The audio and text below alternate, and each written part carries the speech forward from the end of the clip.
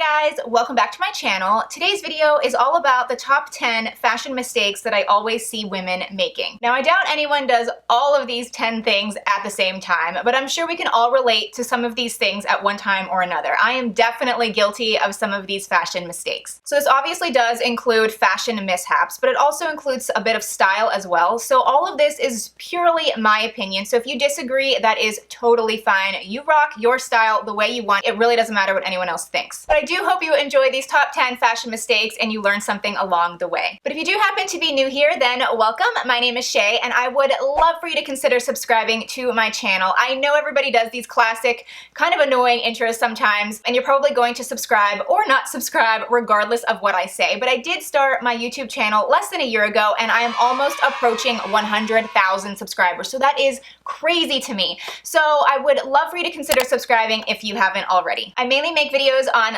luxury and fashion, so if that interests you, then definitely join my YouTube family. Alrighty, so the first mistake that I often see women making is wearing shoes or heels that are the wrong size. Many people love shoe shopping. I love shoe shopping, but a lot of times when I go shoe shopping, it's at the end of the day, maybe after work, maybe after a long shopping trip. You know, you'll go into a shoe store, you'll try shoes on, and you'll buy them. But at the end of the day is when your feet are the most swollen. So you'll try on shoes, think they fit perfectly, purchase them, and then go to wear them. You know, you put them on before work, you put them on before church or wherever you're going in the morning, and then they're slightly too big. A lot of people are kind of lazy and they decide not to return the shoes, and they think that they can just kind of get by with the size they purchased. But I can always see this tiny little gap between the shoe and the heel, and that just doesn't look good. I can see this a mile away, and it really does bring down an outfit when you're polished from top to bottom, but your shoes don't fit right. Sometimes it even makes the person not really walk as well as they would have if they just had the right fitting shoe, especially with heels. The second fashion mistake that I always see women making is wearing too much jewelry. A lot of women think that they always have to have something in their ears and on their neck. I do think there are certain pieces of jewelry that you can definitely combine and layer and it looks amazing. An example would be my Miranda Fry jewelry that you're pretty much always seeing me wear in almost every single video. They did give me a discount code. I love giving it out to people. You do save 10%. I am wearing my Live Threaders and I'm wearing my Haley necklace. This is this one, and this is the Kingsley necklace. I love all of their jewelry. I'm constantly talking about it, and I love how no matter what, you can definitely always,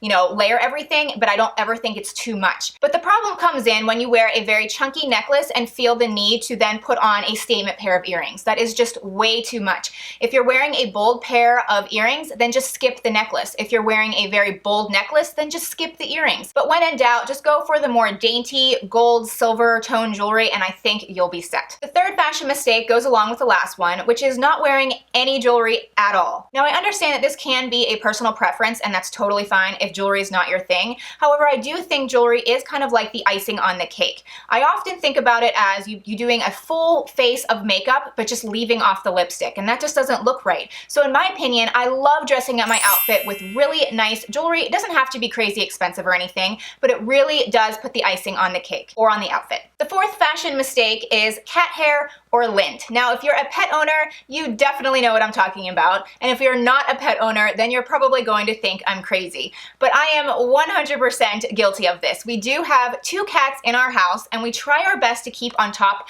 of the fur and vacuuming. But no matter what, if I put on a black pair of pants, a navy shirt, a dark jacket, anything that is dark, it attracts fur like crazy. But if you don't have pets, you probably still occasionally get lint from maybe a blanket or different types of materials, and you do see kind of like the lint or the fur on the dark shirts or pants or whatever. So I cannot leave the house without lint rolling my entire outfit if it's dark. Some people do choose to skip this step and they leave the house and you can see it in certain shadows that there's lint, cat fur. It's very subtle oftentimes, but it's still there. And there are lint rollers in almost every single grocery store aisle for 99 cents. I have one in my kitchen, I have one in my bedroom, and I have one in my car. And anytime my outfit is showing any sign or shadow of lint or cat fur, I am rolling my outfit and then I'm leaving the house looking good. The fifth mistake is chipped nails.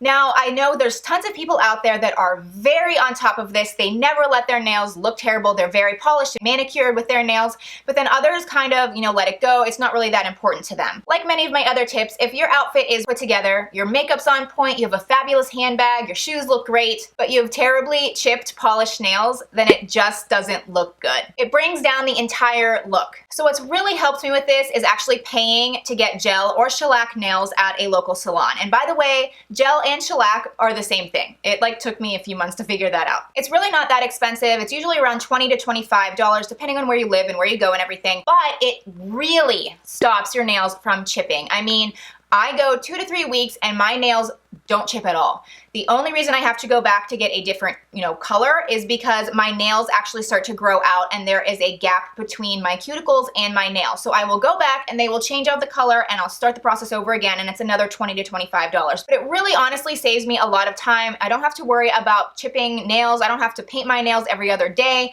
It's just a lifesaver and I really do recommend it. Now, if you have been watching my videos for a while, you'll notice that I usually do have neutral or a very light color nail polish on, and that's for 2 reasons. One, I actually do just really like light colors and neutral colors, but it's also because if I wear a dark gel polish, then when my nails start to grow out, it's a lot more obvious that I need to get the polish changed. Where if I do a light color that's kind of closer to my skin tone, it doesn't have to be brown, it could be light pink, it could be like a whitish color, but light colors really kind of mask or hide the fact that you need your nails done again. So it's just not as obvious and I can really extend the length of time in between getting my gel polish changed. The 6th mistake is saggy jeans, also known as diaper butt. Now you can thank my husband for coining the term diaper butt. He's the one that made it up because many years ago when we first got married, he started to notice that a lot of the jeans that I was wearing kind of sagged and he said that it looked like I had a diaper butt. So he was always saying, you're wearing your diaper butt jeans. Now once he pointed that out, I started seeing so many women everywhere in the grocery store,